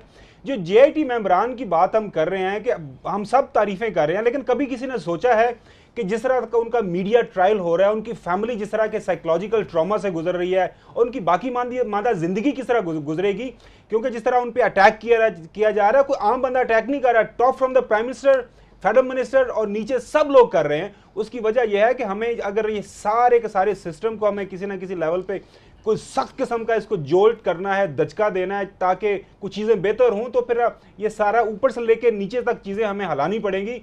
और अल्लाह करे कि मेरी तो बहुत कभी उम्मीद है कि बहुत बोल्ड जजमेंट आया और इसमें इन सारी चीज़ों को एड्रेस किया जाए। जी ठीक है जी। आमिर साहब से दोनों चीज़ें डिस्कस हो रही हैं, इस पर आपका कमेंट मैं चाहूँगा। जफर हिजाजी वाला भी MLA के हवाले से जो चीज़ें प्लान हो रही हैं सर उस पर। जी जफर हिजाजी साहब पे मैं ये कहना चाहूँगा, मैं खुद मरीज़ टाइप आदमी और मेरी मरीज़ों के लिए बड़ी हमदर्दी होती है, मगर ये बहुत ज़्यादा मजाक ही हो गया है कि हर अमीर आदमी जो भी VVIP है वो सीधा ही ICU में हॉस्पिटल में चला जाता है। अदालत को मेरा ख्याल इस चीज़ का नोटिस लेना चाहिए कि बहुत ज़्यादा मजाक हो गया है। या तो फिर जेल के अंदर आप एक कर दें कि VVIP वार्ड बना दें, या जो पिम्स और इस तरह के हॉस्पिटल हैं इनके VVIP वार्ड को सब जेल करार दे दें। ये बहुत 100% अमीर लोग जो हैं वो सारी हॉस्पिटल में जाते हैं। ये बहुत ज़्यादा है कि आम आदमी के लिए, गरीब आदमी, कल क्रास साहब कह रहे थे कि ना सिर्फ उसको जेल करते हैं, उसको मशक्क़ती भी बताते हैं। जेल के अंदर भी जाके वो पोछे लगाता रहता है और अमीर लोगों की मालिशें करता रहता है, उसको जो डबल सज़ा दी जाती है। तो ये कोई इंसाफ का निज़ाम नहीं है। दूसरा, ये मैं हंस रहा था, सुबह टिकर चल रहे थे कि जनाब VVIP वार्ड में ज़फ़र हिजाज़ी साहब के लिए वो WC चेंज किया जा रहा है, बाथरूम की सीट चेंज की जा रही है, और मुस्लिम शावर का जो है ना वो स्पेशल इंतज़ाम हो रहा है। अब ये एक मसला के टिकट था, मैंने क्या करे, इंसान हंस ही सकता है। बाकी आप बात कर रहे थे हमजा की, मेरा ख्याल है प्राइम मिनिस्टर बनाने के जो चांसेस हैं, इनको या तो बहुत ही कोई कमज़ोर आदमी चाहिए होगा जिसको, जो अपनी कोई भी वो तंग ना करे, 3 महीने घर ही बैठा रहे और जो है ये प्राइम मिनिस्टर ऑफिस चलाते रहे, या फिर ख्वाजा आसिफ साहब की इसलिए पॉसिबिलिटी आती है क्योंकि चौधरी निसार साहब वहाँ पे उनका गिला बन जाना है। तो इनको एक तगड़ा आदमी भी चाहिए कि ये 2-3 माह का जो फेज़ होगा इंटरिम, उसमें जो है ना हालात को डील करने के लिए कोई इस तरह का बंदा भी चाहिए है। फाइनली मैं चौधरी निसार पे कहना चाहूँगा कि चौधरी निसार साहब को अगर प्राइम मिनिस्टर नहीं बनाया जाएगा तो उनका एक बहुत ज़्यादा एक जायज़ गिला बनेगा बिल्कुल। और वो मेरा ख्याल है कि अगर उन्होंने रिएक्ट करना होगा, और जो मेरा ख्याल वो रिएक्ट करेंगे, वो बड़े समझदार आदमी हैं, बहुत काया आदमी हैं, और मैं कहता रहता हूँ कि पार्लियामेंट में वो वाहिद इस वक्त आदमी हैं जो कि 85 से आज तक हमेशा हर असम्बली का हिस्सा रहे हुए हैं। वो अपनी टाइमिंग का इंतज़ार करेंगे, उनकी परफेक्ट टाइमिंग होगी कि जब बिल्कुल उनको पता चलेगा, क्योंकि इसके बाद ये सीज़न 4 जो चल रहा है पैनामा का, ये बड़ा संगीन है नून लीग के लिए। ये अपनी गवर्नमेंट होते हुए इस हालात में पहुंच गए हैं, तो जब इनकी केसेस चल रहे होंगे, गवर्नमेंट प्राइम मिनिस्टर साहब डिस्क्वालीफाई फॉर एग्जांपल अगर हो जाएंगे, तो ये थोड़ा सा कमज़ोर पड़ जाएंगे। तो बड़े मौके आएंगे चौधरी निसार साहब के पास स्कोर इवन करने के लिए। और मैं थोड़ा सा आपको तारीखी पस मंज़र भी इसका दे दूँ कि सियासत के अंदर एक मोमेंट ऑफ रेकनिंग आता है। ये टाइमिंग का जो बात है कि नवाज शरीफ साहब सबसे बड़ी एग्जांपल है उसकी, कि इन्होंने जब जुनेजो साहब का एक मोमेंट ऑफ टाइमिंग देखे इन्होंने, कि जब उनकी हुकूमत जा रही थी तो इन्होंने उनको चाकू मारा था, टाइमिंग परफेक्ट थी, जुनेजो साहब को फारिग करवाया। फिर 1990 के अंदर इन्होंने बड़े तरीके से परफेक्ट टाइमिंग रख के, जतोई साहब उस वक्त प्राइम मिनिस्टर के कैंडिडेट थे और इनसे बहुत ज़्यादा कदावर शख्स थे, उनको परफेक्ट टाइमिंग के उनको चाकू मारा। उसके बाद 97 में परवेज़ इलाही की बड़ी जायज़ उम्मीद थी कि उनको चौधरी याद रहे कि वो ख़ानदानी सियासी ख़ानदान था और वो चीफ मिनिस्टर के बड़े जायज़ कैंडिडेट थे। ये सोचा भी नहीं जा सकता था कि शहबाज शरीफ हो सकते हैं कि भाई सगे को बना लेंगे। तो उनको परफेक्ट टाइमिंग के साथ ला के शहबाज शरीफ साहब को लाए थे। और जब पहली दफ़ा यहाँ पे इस्लामाबाद में, उस ज़माने में हम प्रेस गैलरियाँ लिखते थे, नुसरत, मैं, शाहीन, हामिद मीर भी थे यहाँ पे, हम सारों को जब बताया गया कि जनाब ये सोचा जा रहा है कि शहबाज शरीफ साहब को आए, पहले तो यहाँ कोई यकीन नहीं करता था कि ये पॉसिबल होगा कि अपने सगे भाई को वो चीफ मिनिस्टर पंजाब बना देंगे। उसके बाद ये ड्यूटी दी गई थी कि एक शख्स को, कि हम जैसे यहाँ पे जो उस ज़माने में लिखते विकते थे, कि इनसे बात करें और हमारे मतलब शहबाज शरीफ के मतलब ज़रा मूड क्लियर करें। उस शख्स का नाम था चौधरी निसार। चौधरी निसार साहब ने अपने घर पे, जो कि वो वैसे अपने घर में खाना वाना बड़ा कम खिलाते हैं, तो उन्होंने हम सबको बुलाया था। उसमें हामिद मीर साहब थे, मालिक साहब थे, नुसरत साहब थे, ज़फ़र अब्बास थे, मैं भी शामिल था। और उन्होंने शहबाज शरीफ साहब को भी बुलाया हमारे से इजाज़त लेके, और उसके बाद बड़े आर्गूमेंट दिए कि जनाब आप जितना बुरा इनको समझते हैं, ये दिल के बड़े अच्छे आदमी हैं, और भी बड़े सवाल हुए। मगर इनकी बड़ी उसकी तफसील है, किसी वक्त बताऊंगा कि वो ग्राउंड पेव करना जो होता है ना, तो वो उन्होंने की।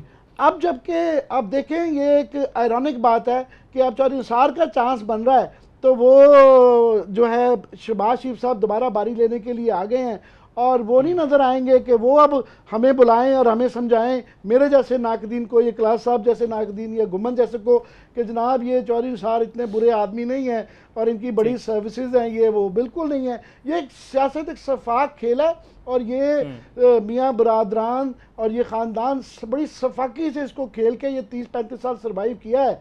तो ये चौधरी निसार साहब भी ये गेम बहुत समझते हैं, और वो बिल्कुल अगर उन्होंने ये करना होगा, और मेरा ख्याल है कि ये मोमेंट ऑफ रेकनिंग उनका आ गया है। उनकी टाइमिंग भी आप देखिएगा परफेक्ट होगी और बड़े सही तरीके से करेंगे। सही है। अब इसमें एक सवाल जो मैं आपसे शाह साहब आपसे और फिर क्लासा साहब से भी इसी का जवाब चाहूँगा, आपके ख्याल में शाह साहब कि ये चौधरी निसार साहब ये तो उसूली तौर पर पहली चॉइस होनी चाहिए थी PMLN में से अगर किसी को प्राइम मिनिस्टर लगाना है, रिलेक्टेंस क्या है? क्या ऐसी खदशात हैं PMLN को या नवाज शरीफ साहब को कि चौधरी निसार को वज़ीर आज़म लगाने की ऑप्शन में भी नहीं रखते? देखिए, चौधरी निसार साहब के और बातें होंगी, लेकिन एक खूबी तो है ना कि वो खुल के बात करते हैं और अपना एक उसूल पसंद आदमी का तासुर जो है वो बरकरार रखने की कोशिश करते हैं। ग़ालिबन मियाँ नवाज शरीफ साहब को मसला उनसे ये होगा कि वो फ़ौज के हवाले से, इस्टेब्लिशमेंट के हवाले से, अदलिया के हवाले से फ़ोर फ्रंट पर खेलना नहीं चाहेंगे, ना खेलने पर तैयार होंगे, जो मियाँ साहब का इस वक्त मूड नज़र आता है। ख्वाजा आसिफ की वाहिद खूबी ये है कि अगर वो उनको वज़ीर आज़म बनाते हैं तो जो इस वक्त ख्वाहिश नज़र आती है मियाँ नवाज शरीफ साहब की कि वो अदलिया के बारे में और फ़ौज के बारे में और ISI के बारे में वो कुछ बातें ऐसी करेंगे या कोशिश करेंगे जिसकी वजह से उनकी अना की तस्कीन हो सके, जिसके लिए मौजूद आदमी नहीं हैं। हालांकि सबसे ज़्यादा फ़ौज के हवाले से, इस्टेब्लिशमेंट के हवाले से, अदलिया के हवाले से रिलीफ हमेशा जब भी मियाँ नवाज शरीफ साहब को मिला है तो वो चौधरी निसार अली खान ने दिलाया है। और फ़ौज के और जो बाकी क़ुव्वतें हैं उनमें उन्होंने अपना एक ये तासुर कायम रखा कि मैं आपका खैर खा हूँ, लेकिन बेसिकली वो खैर खा या वफ़ादार थे, वो हमेशा नवाज शरीफ के थे, फ़ायदा हमेशा उन्होंने नवाज शरीफ को पहुँचाया।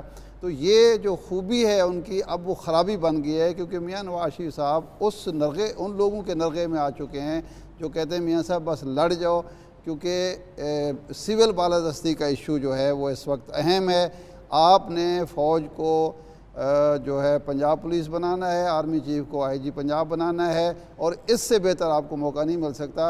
निसार अली खान इस पर तैयार नहीं होंगे, और शायद यही कमज़ोरी शहबाज शरीफ की भी है। शहबाज शरीफ भी ये उस सूरत में मियाँ नवाज शरीफ साहब उसको बनाएंगे शहबाज शरीफ को कि अगर कोई और चॉइस ना हुई और उन्हें ख़दशा महसूस हुआ कि पार्टी में डिवीज़न आ सकती है। अगर पार्टी में डिवीज़न का ख़तरा ना हुआ तो वो शहबाज शरीफ नहीं बनेंगे, बल्कि वो बनाएंगे ख्वाजा आसिफ हो सकते हैं, खुरम दस्तगीर हो सकते हैं, इनमें से कोई और हो सकता है। ऐसे आदमी को नहीं बनाएंगे। एक चीज़ मैं ज़रा तवज्जो दिलाना चाहता हूँ, ये जो बातें हो रही हैं, बाकी तो सारी बातें हो चुकी हैं, एक ज़रा खावर गुमन साहब आप एक अच्छे रिपोर्टर के तौर पर ये मालूम करें कि MQM और पीपल्स पार्टी से जो दोबारा राब्ते हुकूमत के उस्तवार हो रहे हैं वो किस बेस पे हैं। मुझे महसूस ये होता है कि जो 24वीं तरमीम का एक पड़ा हुआ है मुसवदा कौमी असम्बली में और वो सेनेट से मंजूर नहीं हुआ, उसमें ये जो अपील का हक़ रखा गया है सुप्रीम कोर्ट में, और अपील का हक़ ये रखा गया है कि अगर सुप्रीम कोर्ट कोई फ़ैसला करती है तो मुल्ज़िम को अपील, अब रिव्यू का हक़ होता है, अपील का नहीं होता। अपील का हक़ होगा 30 दिन के अंदर, और उस 30 दिन के लिए के बाद जब वो अपील करेगा तो वो बेंच जिसने फ़ैसला किया है वो नहीं सुनेगा, बल्कि उससे लार्जर बेंच बनेगा। तो क्या पीपल्स पार्टी को और MQM को कायल करने की कोशिश हो रही है कि हम इससे पहले कि अदालती फ़ैसला आए या अदालती फ़ैसले के फ़ौरन बाद इस बिल को मंजूर कर लें, ताकि मियाँ नवाज शरीफ साहब अगर नाअहल भी होते हैं तो उसके ख़िलाफ़ वो अपील में जा सकें और वो अपना बचाव कर सकें। ये भी ज़रा सोचने की बात है। मेरा ख्याल है इस पर भी सोचा जा रहा है। शाह साहब इसमें जी जी जी जी जी जी इस पे थोड़ा सा एक कमेंट कर दूं। वो आपकी बात बिल्कुल ठीक है कि एक कॉन्स्टिट्यूशनल जो अमेंडमेंट करनी है तो उसके लिए दोनों हाउसेज में सेपरेटली आपको 2/3 मेजॉरिटी चाहिए। अगर इस लेवल पे कोई डील होनी है किसी ना किसी लेवल पे, तो वो जब तक जरदारी साहब नहीं मानेंगे तो तब तक तो ऐसा हो नहीं सकता, क्योंकि सेनेट के अंदर अभी फिलहाल उनकी मेजॉरिटी है। तो वो सारे का सारा उस हवाले से जो मेरे ख्याल में बॉल है वो जरदारी साहब के कोर्ट में है। अब किस हद तक मजबूर हो जाते हैं नवाज शरीफ साहब के वो जरदारी साहब को रिज्यू करेंगे, क्योंकि आजकल हम देख रहे हैं इनके सारे वुज़रा इंक्लूडिंग शहबाज शरीफ साहब वो काफी ज्यादा टारगेट कर रहे हैं जरदारी साहब को। इनिशियली जब ये बिल आया था दिसंबर में तो उस वक्त पीपल्स पार्टी ने इस पर किसी हद तक आमादगी जाहिर भी की थी। दिसंबर में पीपल्स पार्टी ने इनिशियली अपनी आमादगी जाहिर भी कर दी थी, लेकिन बाद में फिर वो असद वो अंग्रेजी में कहते हैं कि week is a long time in politics. तो सियासत के अंदर जो है ना हालात बड़ी तेजी से बदलते हैं। अब जब नवाज शरीफ साहब फंसे हुए हैं तो इससे अगर जरदारी साहब ने निकालना है तो वो डेफिनेटली उनको बहुत कुछ चाहिए होगा नवाज शरीफ साहब थे। और नवाज शरीफ साहब मेरे ख्याल में जब सुप्रीम कोर्ट का फैसला आने वाला है इस पोजीशन में नहीं है उनको दे सकें। और जरदारी साहब मेरे ख्याल में इतनी तो उनको सियासत आती है, वैसे तो जावेद हाशमी साहब ने कहा वो पीएचडी हैं, इतनी उनको समझ है कि इस वक्त अगर वो रेस्क्यू करते हैं नवाज शरीफ साहब को किसी भी तरह से, हम यहाँ मीडिया में बैठे हैं और लोग देख रहे हैं, तो वो जो बची कुची पाकिस्तान पीपल्स पार्टी की सियासत सिंध में या किसी और जगह है उसका भी बेड़ा गर्क कर देंगे। मैं आई डोंट थिंक सो कि इस तरह की कोई पॉसिबिलिटी है, इस तरह का ऑप्शन जरदारी साहब फिलहाल लेंगे। थोड़ा सा इसमें ऐड कर दूं कि छोड़ दे इस बात को कि ये पार्लियामेंट में कैसे होगा, पीपल्स पार्टी को कैसे मनाएंगे। ये लास्ट टाइम जब कोशिश की थी तो इन्होंने लीगल ओपिनियन लिया था और ये लीगल ओपिनियन आया था कि जनाब सुप्रीम कोर्ट एक दिन में इसको 110% चांस है कि उड़ा के वो मारेगी, कि ये मेलाफाइड ही तस्वर किया जाएगा कि आप अपने बचाव की वजह से एक आईनी तरमीम कर रहे हैं। तो ये इसका अगर एप्लीकेशन भी होगी इस केस पे नहीं होगी। ये उस वक्त इन्होंने ओपिनियन लिया था, इसलिए फिर इसके आगे ये इसके ऊपर प्रोग्रेस नहीं हुई थी। सही है, अब हाथ पांव मारना मगर उनका हक है। क्लासा साहब, जो मैं चौधरी निसार के हवाले से बात कर रहा था, एक तो जाहिर है बैकग्राउंड भी है ना सर, परवेज मुशर्रफ के कूच से लेकर 2005 तक के दरमियान जो रिलेशनशिप रहा नवाज शरीफ साहब और चौधरी निसार के दरमियान, जिसके बारे में आपने अपनी किताब में बहुत तफसील से लिखा भी है, इंटरव्यूज इन दोनों के करके। आपके ख्याल में सर क्या तहफ़्फ़ुज़ात या खदशात हैं चौधरी निसार से? नून लीग के वो एतमाद मुकम्मल तौर पर क्या आज तक बहाल नहीं हुआ? ये क्लासा साहब को चौधरी निसार साहब के घर के खाना खाने का शर्फ हासिल हुआ है और बड़ा रोमांस भी है क्लासा साहब को चौधरी साहब से।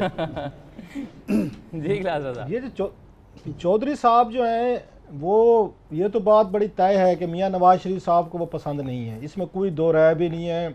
और चौधरी साहब को भी पता है इस बात का कि मियां नवाज शरीफ साहब मुझे नहीं पसंद करते। वजह वही है जो आप सारे जानते हैं कि उन्होंने जना मुशर्रफ को आर्मी चीफ लगवाया था और बाद में उन पे इल्ज़ाम लग गया था कि आप तो घर पे कैद हैं और मियां साहब अटक जेल में कैद हैं, वो मज़ीद उनके तल्लुकात ख़राब हो गए। खैर वो जो भी हुआ वो सारा है। दो तीन चीज़ें जेन्युइन है मेरा ख्याल है, जैसे अभी आमिर कह रहे थे चौधरी निसार अली खान साहब की। एक तो ये है कि क्या वो कहते हैं ना कि हम मेहनत करें फाख्ता भाई अंडे खाएं कवे, या दुख उठाए फाख्ता भी अंडे खाएं कवे। भाई आप तो निकल गए थे यहाँ से, आप चले गए, आप जद्दा में रहे, सरूर पैलेस रहे, लंदन रहे, मज़े किए। पीछे अपोजिशन किसने की थी? वेदर वो लाइक चौधरी निसार अली खान 2 मिनट के लिए भूल जाते हैं कि वो कौन है, कैसे हैं। 2002 से लेकर 2007 तक की अपोजिशन चौधरी निसार अली खान ने संभाली। जना मुशर्रफ का दौर था, उनकी तकरीरें, जलसे जुलूस, सारे का सारा अजाब उन्होंने भुगता। 2008 से लेकर 2013 तक का था, वो भी अपोजिशन लीडर फिर वही रहे। उन्होंने फिर पीपल्स पार्टी की हुकूमत के खिलाफ उन्होंने रजिस्ट किया और उन्होंने पब्लिक अकाउंट्स कमेटी के तौर पर उन्होंने जरदारी के खिलाफ जितने भी करप्शन की मुहिम चली है और जितना पीपल्स पार्टी को करप्ट वहाँ पे एक उनका इमेज बनाने में, उनको साबित करने में, उसमें पब्लिक अकाउंट्स कमेटी का बड़ा हाथ है। चौधरी निसार अली खान साहब बड़े दबंग किस्म के चेयरमैन थे, उन्होंने चलाया जैसे चलाई जानी चाहिए। अगेन वो 2-4 डंडियाँ वो भी मार लेते थे अपनी पार्टी के हवाले से, लेकिन उन्होंने 12 अच्छे तरीके से चलाया। आप मुझे बताएं कि जब आपको ज़रूरत थी कि अपोजिशन की, अपोजिशन करने का आसान काम नहीं होता, वो सहाफ़ी हो, वो कालम निगार हो, वो कोई सियासतदान हो या कोई भी हो, जब आप किसी इस्टेब्लिशमेंट को अपोज कर रहे होते हैं तो वो फोर्सेस भी आप पे आके अटैक करती हैं। तो चौधरी निसार अली खान ने पूरा 2002 से लेके 2013 तक उन्होंने दुख उठाए फाख्ता बी की तरह। जब अंडे खाने का टाइम आया तो कुछ और लोग आ गए। मतलब बाकी छोड़ दें, अगर आपने अबूरी वज़ीर आज़म भी बनाना है ख्वाजा आसिफ को, तो चौधरी निसार अली खान की तो ज़्यादा सर्विसेज हैं। आप जानबूझ के चौधरी निसार अली खान को टार्चर करने के लिए ख्वाजा आसिफ का नाम दे रहे हैं। ये बाकायदा इसके पीछे, इस नाम के पीछे मैं शर्तिया कह सकता हूं कि नवाज शरीफ साहब की सैडेस्ट एक प्लेयर है कि इससे चौधरी निसार अली खान को तकलीफ होगी, क्योंकि दोनों में बोलचाल नहीं है पिछले 5-6 साल से। सो ये ख्वाजा आसिफ का जो नाम आया है, there is a method in this madness. वो ख्वाजा आसिफ से मोहब्बत नहीं है, उन्होंने चौधरी निसार अली खान को टार्चर करने के लिए। और इसीलिए ये जो कल यहाँ से ये ना ज़राए से खबर चलवाई गई है ना, ये ज़राए से खबर, वो चौधरी निसार अली खान को मैसेज भेजा गया है कि ये जो कहा गया जी कि ख्वाजा आसिफ साहब अबूरी वज़ीर आज़म होंगे।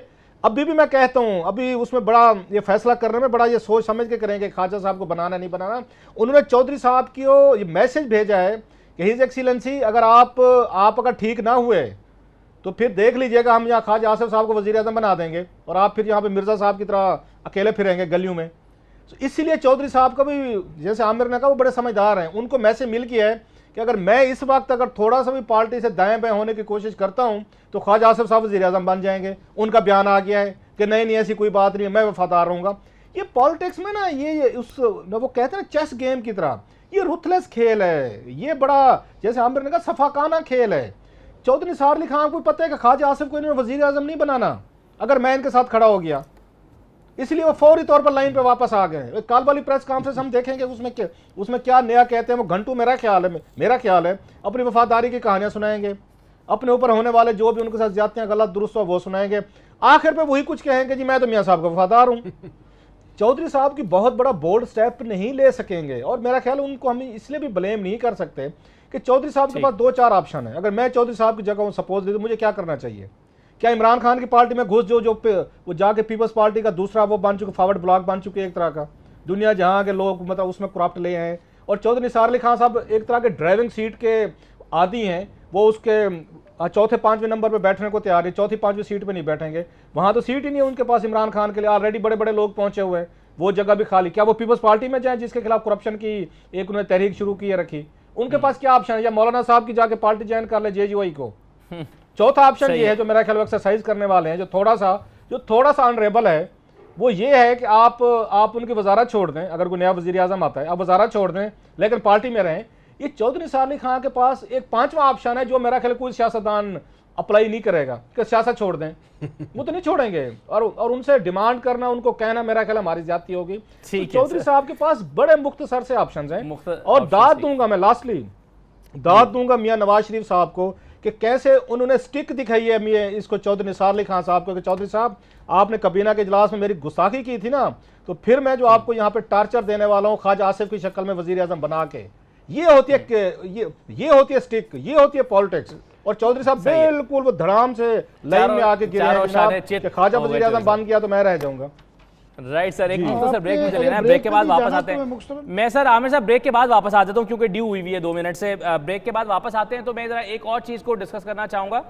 ये पंजाब में खबरें हैं कि प्लान हो रहा है सुप्रीम कोर्ट पर फैसला आने से पहले प्रेशराइज करने का, मुख्तलिफ शहरों में डेमोन्स्ट्रेशंस का, कारकुनों को बाहर निकालने का।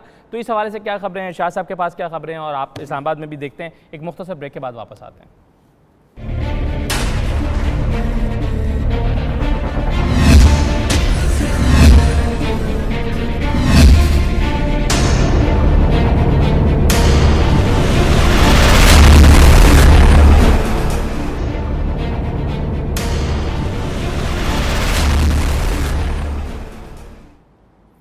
खुशामदीद कहते हैं आपको दोबारा। आमिर मतीन साहब, जब मैं ब्रेक पर गया तो आप शायद चौधरी निसार वाली बात पे कोई कमेंट करना चाह रहे थे, उसमें क्वेश्चन में आप मेरा ले लीजिएगा साथ में। ये पंजाब में कुछ चीज़ें प्लान हो रही हैं कि मुख्तलिफ शहरों में डेमोन्स्ट्रेशन जो हैं वो अरेंज की जाएँ, और मकसद दबाव डालना फैसले से पहले और उसके बाद भी। शायद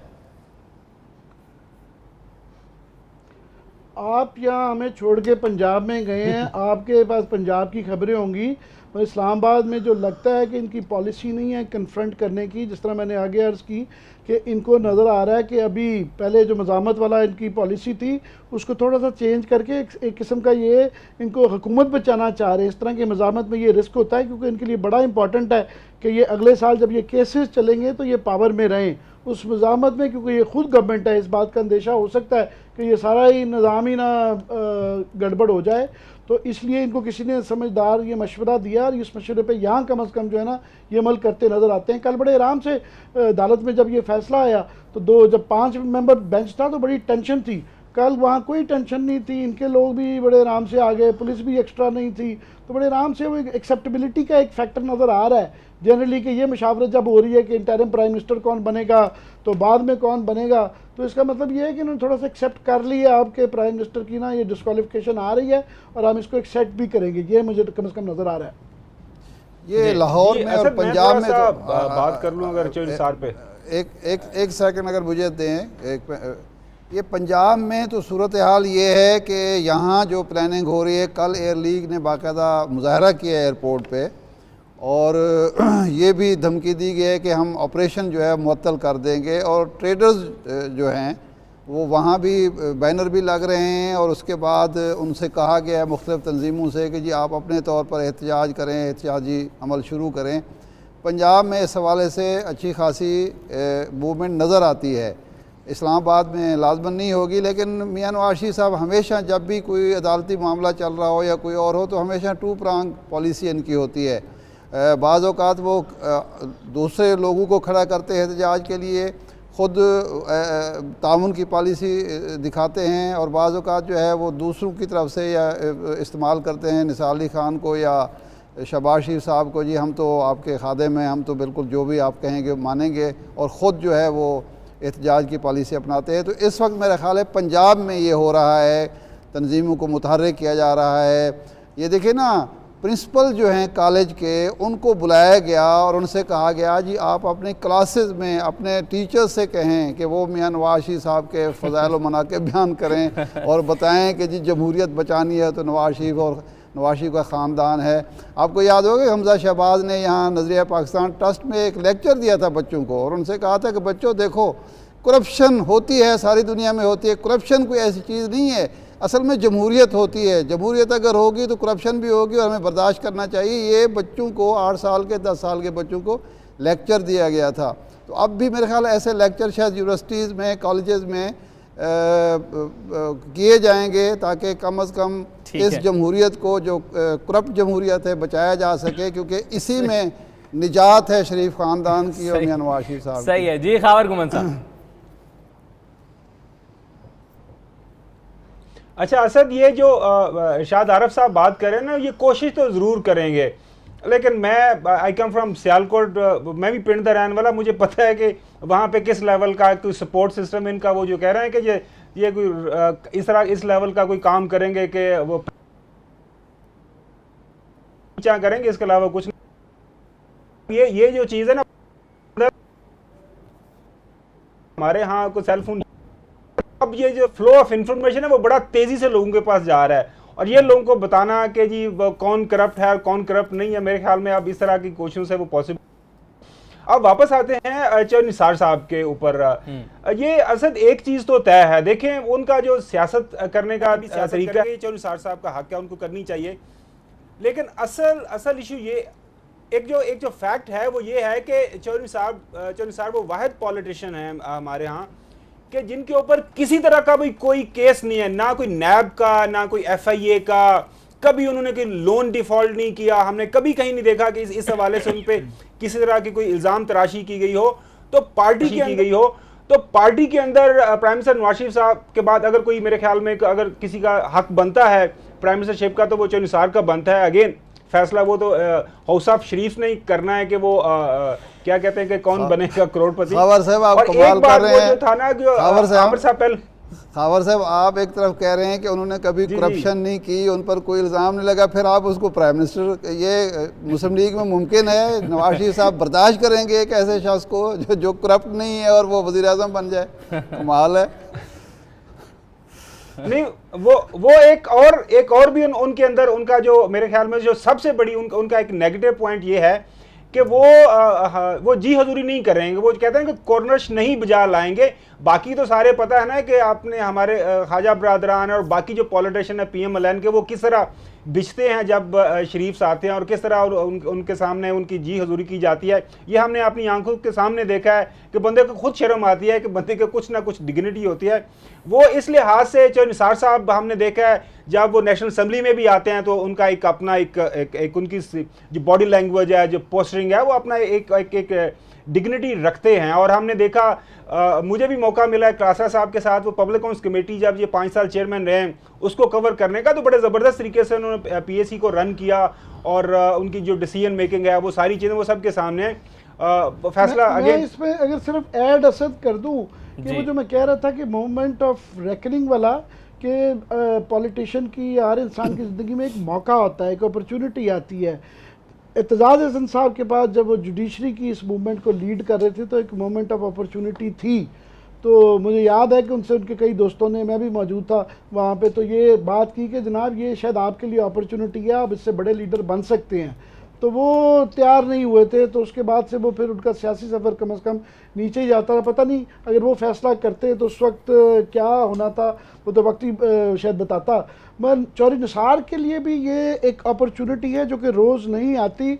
उनके साथ 4 साल यहाँ सारे लोग इस्लामाबाद में जानते हैं कि बहुत बुरा सलूक करते रहे हैं, उनके साथ बहुत बदतमीज़ी होती रही है। उनके नीचे जो हैं आईजीज़ को ये अहकामात रहे हैं धरने के दौरान में कि आपने चौधरी निसार से बिल्कुल ऑर्डर्स नहीं लेने हैं, और उनको बाईपास किया जाता रहा, उनको फेल करवाया गया। ख़ास तौर पे पहले ये इंटीरियर मिनिस्ट्री दी गई, फिर नाफ्टा के अंदर फंड्स नहीं दिए गए, फिर उनका पॉलिसी में ऐसा उनको फंसाया था कि ना वो अपनी डिफेंस दे सकते थे, ना उनको रिसोर्सेज और पावर दी गई, और हमारे जैसे लोग उनको रोज़ जो है उसमें करते रहे। फिर उनको मशावरत में नहीं रखा। चौधरी निसार वो आदमी थे जिनके मतलब ये हमेशा कहा जाता था कि इनकी प्राइम मिनिस्टर के बेडरूम तक रसाई है, अगर क्राइसिस आ जाए तो ये नॉक कर सकते हैं रात के 12 बजे के प्राइम मिनिस्टर साहब बाहर आएँ। तो अभी इस दफ़ा उनके साथ बिल्कुल मशावरत भी, बड़े जूनियर बच्चों में मरीम बीबी जो ये सेल चलाती रही और वो करती रही, उनको ज़्यादा छोटे छोटे जूनियर लोगों को उन्होंने जो ये पिछले दिनों कैबिनेट की मीटिंग में कहा कि मेरे जूनियर्स के लिए मैं चाह रहा हूँ, तो जूनियर्स से उनकी बेइज्जती करवाती रही। तो जाहिर है वो बेचारे इसलिए चुप रहे कि उनके पास चॉइसेस नहीं थी। जो क्लास साहब कह रहे थे, क्या करते, ना नून लीग को छोड़ सकते हैं और ना पीटीआई में जा सकते हैं, पीपल्स पार्टी बिल्कुल चॉइसेस नहीं है। अभी जो है क्योंकि मुस्लिम लीग हर दौर में हमारी तारीख में किसी ना किसी फॉर्म में रहती है और ये पावर में रहना चाहते हैं, एक कबीला है। और याद रहे कि ये 100 बंदा 2013 में ज्वाइन किया है नून लीग में, और ये बंदे वही 100 आदमी एक टेलीफोन की मार होते हैं जब क्राइसिस आ जाए। तो ये इसके अंदर काफ़ी सवाल हैं। आइंदा आने वाले दिन मैं समझता हूँ बड़े दिलचस्प होंगे और बड़ी करवट लेगी सियासत, और वो मैं ये ज़रूर समझता हूँ अगर उन्होंने कोई ऐसा फैसला लिया उनकी टाइमिंग बड़ी परफेक्ट होगी। सही है। अच्छा क्लासेस साहब, ये 2013 के इंतखाबात के बाद भी वैसे एक चीज उठी थी, और वो ये थी कि ये जो चौधरी निसार का ग्रुप जो है पिंडी का पूरा एमपीएस एमएनएस का, ये वो परफॉर्मेंस नहीं दे सका, वहां से पीटीआई को कुछ सीटें मिल गई। तो उसमें भी दानिस्ता तौर पर कोशिश, जो आपने टॉर्चर का वर्ड इस्तेमाल किया, तो कोशिश की गई थी कि चौधरी निसार दानिस्ता तौर पर उनका पूरा ग्रुप ना जीत जाए, क्योंकि वो बहुत स्ट्रांग हो जाएंगे फिर, और फिर पार्टी में संभालना उसको मुश्किल हो जाएगा। तो एक तो ये भी चीज़ थी, अगर आप इस पर कॉमेंट करना चाहिए। दूसरा सवाल मैं सर आपसे ये करना चाह रहा हूँ कि आप पीटीआई जो है इस सारी सिचुएशन में क्या इस पीएमएलएन के गिरते हुए ग्राफ को उसी प्रोपोर्शन के साथ अपने फायदे में इस्तेमाल करने की कोई हिकमत अमली रखती है आपके ख्याल में? इसका तो मेरा ख्याल है जब तक ये फैसला नहीं आता, फैसले के बाद ही पता चलेगा कि अगर नवाज शरीफ साहब अगर डिस्क्वालीफाई होते हैं तो मेरा ख्याल है इसको पीटीआई को बड़ा बूस्ट मिलेगा इससे, क्योंकि एक तस्वर अवाम में जाएगा कि ये जो इतना बड़ा वो कहते हैं ड्रैगन स्लेयर, कि इतना बड़ा काम जो किया है तो वो ये पीटीआई ने किया है, क्योंकि पीटीआई वहाँ पे मेन उसमें थी, उनकी पटिशन थी, उसके बाद इसको मिलेगा। और अगर ये नहीं कर सकते, सपोजली अगर वहाँ से उनकी डिस्क्वालिफिकेशन नहीं होती, तो धचका भी लगेगा इमरान खान साहब को और उनकी पार्टी को। और ये ज़रूर है, वो कल को कह भी सकते हैं हमने तो पूरी कोशिश देखी, पब्लिक में भी गए, पार्लियामेंट में भी गए, हम वहाँ पे इलेक्शन कमीशन भी गए, सुप्रीम कोर्ट भी गए, मीडिया पे भी गए, लेकिन फिर भी हमें इंसाफ नहीं मिला। वो विक्टिमहुड को भी ज़रा थोड़ा सा क्लेम कर सकते हैं। तो लेकिन ये सारा डिपेंड करता है कि इसका फैसला क्या आता है। अब ये चीज़ इस वक्त इररेलेवेंट है कि ये उसको कैश करवा सकते हैं या नहीं करवा सकते। जब तक फैसला नहीं आता, उस फैसले के बाद ही पता चलेगा कि इनका क्या मोड है और जाके ये क्या इस तरह की कुछ चीज़ें उसमें कर सकते हैं। दूसरा जो आपने बात की ना चौधरी निसार अली खान की कि पिंडी में हार गए थे, मियां नवाज शरीफ साहब तो सिर्फ पंजाब से जीतते हैं, बाकी पूरे मुल्क में हारते हैं, तो फिर उसकी अकाउंटेबिलिटी किसकी होनी चाहिए? लीडर तो वो हैं, वजीर आजम तो वो हैं, वो भी ज़रा जवाब दें कि माँ सिवाय इसके पंजाब के तो आप कहीं नहीं जीतते, अब सिंध में भी सीटें नहीं निकलती, वहाँ पे सरदार जो है वो सारी पार्टियाँ, वो तो कोई आज है ना जो बलूचिस्तान के, वो तो जो या इस्लामाबाद में हुक्मरान होते उसके साथ मिल जाते हैं। तो KPK में 1-2 हज़ार की सीटें आपके पास हैं या आपको मैनसहरा से मिली है। तो मियाँ साहब तो ज़रा बताए ना ज़रा कि चलो चौधरी निसार अली खान साहब तो पिंडी हार गए ना, तो वो पूरा मुल्क कैसे हार जाते हैं? वो तो अच्छे वजीर आज़म है। तो ये कोई जवाब नहीं होता कि आपका पिंडी था। अब चौधरी निसार अली खान साहब, पिंडी बहुत बड़ा अहम इलाका है, एरिया है, सिर्फ इस वजह से कि DPO आपकी मर्जी का लगता है, ये डिस्ट्रिक्ट आपका दीगर जो डिप्टी कमिश्नर है वो लगता है, थाना कचहरी की सियासत आप करते हैं, तो वोट आपको क्यों नहीं मिले? ये वो मैसेज है, ज़रा जहन में रखिएगा, क्योंकि चौधरी निसार अली खान साहब की मर्जी के बगैर या पिंडी में किसी की पोस्टिंग नहीं हो सकती। लिहाजा जवाब तलबी क्या होती है कि क्योंकि आपकी मर्जी का SHO लगता है, आपकी मर्जी का पटवारी लगता है, आपकी मर्जी का DC और AC लगता है, तो फिर रिजल्ट क्यों नहीं आ रहे? ये माइंडसेट ज़रा मुलाहिजा फरमाएं कि पाकिस्तान में वोट लेने के लिए क्या आपने यहाँ क्राइटेरिया बनाया हुआ है, क्या SOPs बनाई हुई है कि थाना कचहरी क्योंकि आपके पास है, लिहाजा इसके बाद सीटें भी हमें चाहिए, कोई तरक्की, कोई डेवलपमेंट। मसलन अब ये देखें, ये जो नॉर्थ पंजाब है, मुझे दुख भी होता है बाज़ दफ़ा कि इसको 300 बिलियन रुपीस मिलने चाहिए। आप कभी जाए तो सही, थोड़ा सा इसमें कहूटा वगैरह और इनमें कलर सैदा इन इलाकों में फिरें तो सही। मतलब बाज़ बार मुझे लगता है साउथ पंजाब से ज़्यादा ये बैकवर्ड एरियाज तो ये बचा रहे हैं, ये जो पिंडी वाले हैं सारे, कोई पैसा नहीं मिले आपको मिलेगा। महज आपने यहाँ पे 2-3 आपने बड़े शहर आपने पिक कर लिए, उनका आपने एक कॉस्मेटिक किस्म की 2-4 सड़कें बना दी हैं, 1-2 पुल कर दिए, अब आपके पास मेट्रो आ गई है, उनको सेल करके आपने सारे जो रूरल एरियाज हैं या आपके पसमानदा इलाके हैं उनके लिए कोई पैसा नहीं रखा। सो पिंडी में आप निकले अगर, अब हम तो क्योंकि मेन चीज़ें देखते हैं, मीडिया हमारा देहातों में तो जाता नहीं है, तो सबसे ज़्यादा पसमानदा तो आपके पिंडी के इलाके के लोग हैं। आपका पोठोहार जो है ये बहुत पीछे रह गया है। तो इसलिए चौधरी निसार अली खान साहब की इस पर जवाब तलब भी करना है जी कि हम पिंडी में क्यों हारे हैं, तो मेरा ख्याल है बनती नहीं है बात ये। सही है। अच्छा, ये आमिर साहब, एक तरफ जब हम फैसले की अगर बात करते हैं तो बहुत सारे लोगों को इसकी पूरी कार्रवाई समात की देखते हुए बड़ी होप्स हैं।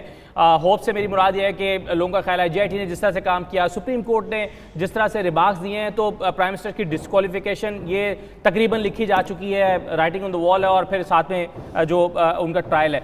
लेकिन कुछ लीगल एक्सपर्ट्स डिफरेंट ओपिनियन दे रहे हैं। मैं मिसाल के तौर पर जो इरफान कादिर साहब साबिक अटॉर्नी जनरल रहे हैं, उनका कुछ हवालों से मुख्तलिफ है। ख़ास तौर पर 476 के हवाले से वो कहते हैं किसी को सज़ा नहीं हो सकती, किसी को सज़ा नहीं होगी। मरियम साहबा या कुछ कोई और अगर हम कह रहे हैं कि फौजी डॉक्यूमेंट्स पर सज़ा होगी, तो उस पर क्या आपकी ओपिनियन है सर?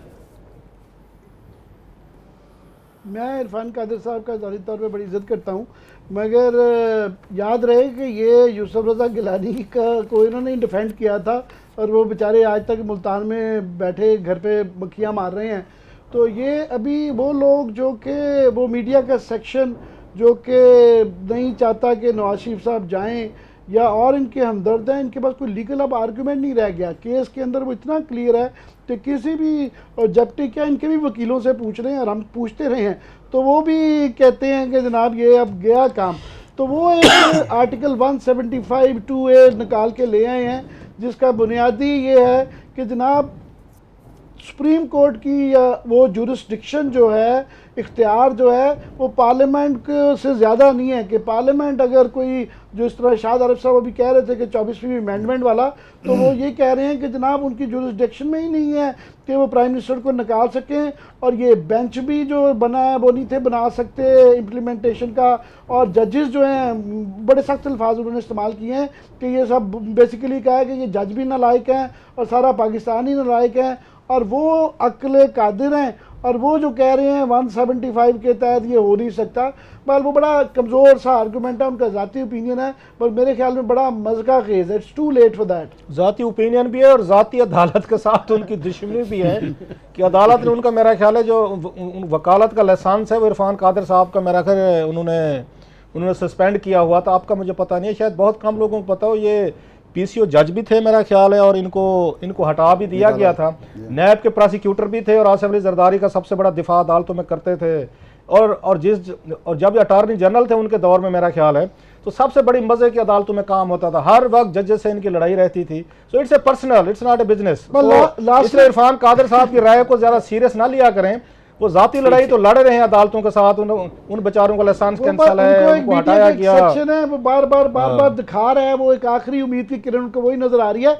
मगर मुझे सख्त मेरा ख्याल ये एनालिसिस होगा, पर मुझे लगता है कि नून लीग जो है it is going the PMLQ way. PMLQ याद रहे कि 2002 में उनकी मेजॉरिटी थी, 2008 में उनके कोई 28 मेंबर रह गए थे, अब उनके 2 मेंबर रह गए हैं। तो इनका भी जो आगे नज़र आ रहा है, जिस तरह ये जवाल पजीर हैं, इसमें 10-15 सीटें ऊपर नीचे कर लें, 2-4 साल ऊपर नीचे कर लें। मगर ये जो आगे मैं कह रहा हूँ ना, सीज़न 4 आ रहा है, इसमें आप इमेजिन करें ना कि हम सारे ये क्लॉसर साहब को वो फाइलें जो है ना इतनी वो ज़बानी याद हो गई हैं, तो जब केसेस चलेंगे वहाँ कमर ज़मान चौधरी नहीं फैसला कर रहा होगा, हम फॉलो कर रहे होंगे, शायद अदालत भी कोई मैकेनिज्म दे के जाए। और हुदैबिया क्योंकि हमने बड़ा क्लोजली फॉलो किया है, उसके अंदर से ये ख़ानदान बचना बहुत मुश्किल काम है। और वो जो सब सारा टेलीस्कोप लगी होगी हर जगह पे बैठी, तो उस दौरान में पार्टी के अंदर भी नफाक नज़र आ रहा है कि चौधरी निसार फैक्टर जो हम कह रहे हैं, जिसको भी ये ले आएंगे, अगर उनको बनाते हैं तब प्रॉब्लम, नहीं बनाते तब प्रॉब्लम। ख़ानदान में अभी लग रहा है कि शायद ना हो, मगर पॉसिबिलिटीज इसकी होती हैं। पावर में हर कोई इकट्ठा होता है और पावर जब जाती है तो वो नफाक बढ़ जाते हैं। सो मुझे इनके आने वाले दिनों में ये नीचे देर ऑन देयर वे डाउन बड़ा सेफली कहा जा सकता है। मैंने जब ये क्यूब के मतलब कहा था तो बड़े लोग नाराज हो रहे थे, नाराज होते थे। मुशाहिद साहब ने मेरे खिलाफ इतना लंबा आर्टिकल लिखा था, तो अगले दिन वो मिले थे, मेरा दिल कर रहा था कि पूछूं मैं आपसे कि मैंने क्या कहा था आपसे।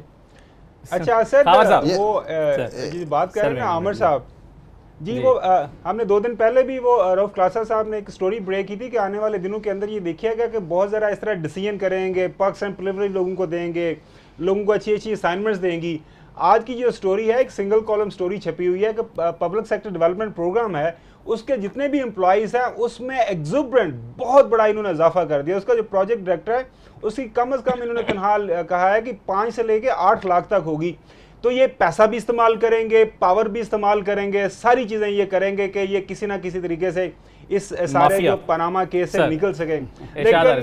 लेकिन शवाहिद इस तरह के सामने आ गए हैं, उनको जुटलाना, उनको साइडलाइन करना, अब मुझे नहीं समझ आ रही कि हमने सब ने जो ये सुप्रीम कोर्ट की हेयरिंग सुनी है, वहाँ पे शवाहिद देखे हैं, उससे कैसे बच निकलना। लेकिन अगेन पाकिस्तान की सियासत में जो है ना वो अजीबोगरीब किस्म की फैसला होती रही है। टाइम सर कम है, शाह साहब लास्ट फैसला हो, सबके सामने हो, मौका दीजिएगा, रूल ऑफ लॉ हो और जमहूरियत स्ट्रेंथन हो। जी, ये आमिर साहब ने जो बात की है ना पार्टी के अंदर इख्तलाफात की, मसलन अगर ये ख्वाजा आसिफ बनते हैं या हसन इकबाल बनते हैं तो चौधरी साहब के अलावा भी बहुत सारे लोग हैं जो नाराज़ हैं उससे, ये एक है।